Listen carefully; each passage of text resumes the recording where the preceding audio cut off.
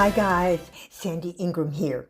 In this video, we're going to discuss actions the U.S. government can take to position the IQD currency to increase in value. We have a recent example. But first, the latest news coming out of Iraq includes protests in southern Iraq after a rocket attack fired from the direction of Kuwait, killing 3 people. Angry protesters stormed the Kuwaiti consulate in Basra, which is in southern Iraq.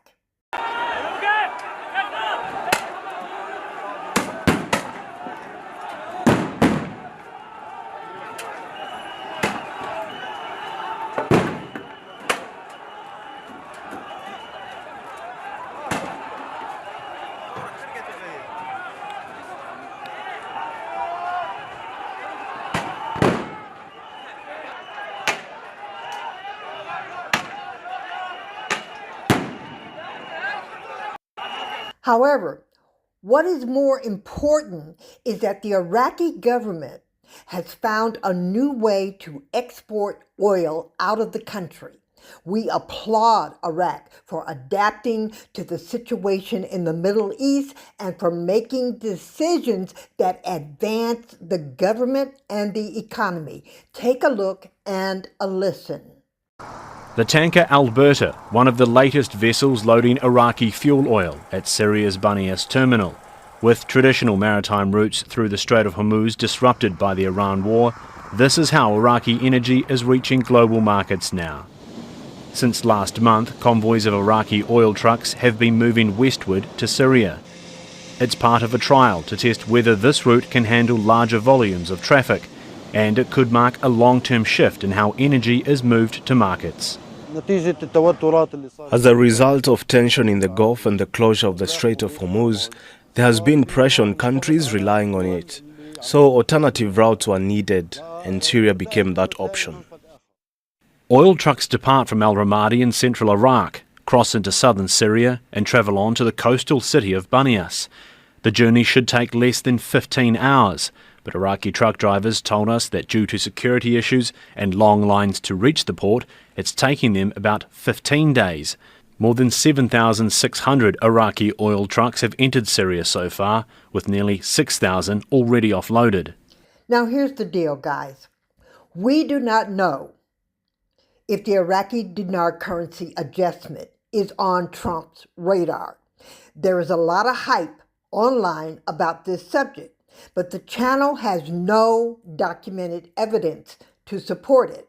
However, we do have evidence of what the U.S. government did for another country late last year. So you may be asking, how is it that the IQD rate has remained at 1309.5 since the beginning of the Middle East conflict? So let's start there. Here's the short and correct answer. The Iraqi dinar is tightly, and I do mean tightly, controlled and set and managed by the Central Bank of Iraq, not by open market forces like the Forex market. This is called a managed or pegged exchange rate. The CBI decides when or if the rate changes. So even during conflict, the rate can remain and has remained the same. So what is it that other channels and even this channel are talking about a rate change based on the Trump administration's intervention? There are a number of ways the U.S. Treasury could support conditions that strengthen the Iraqi dinar. Remember what the Trump administration did for Argentina.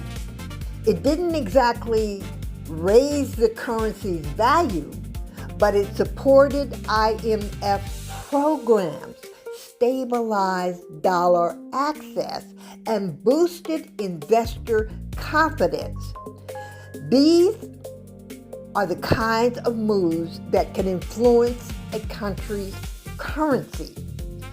We can only hope that the Trump administration will do the same for Iraq before the November midterm elections. Because based upon what you guys are telling me, it might be lights out for the Trump administration after the November elections. In the meantime, the membership is investing in a project that will help Iraqi dinar investors globally. To be a part of this project, you can join the channel's membership. The link is in the description.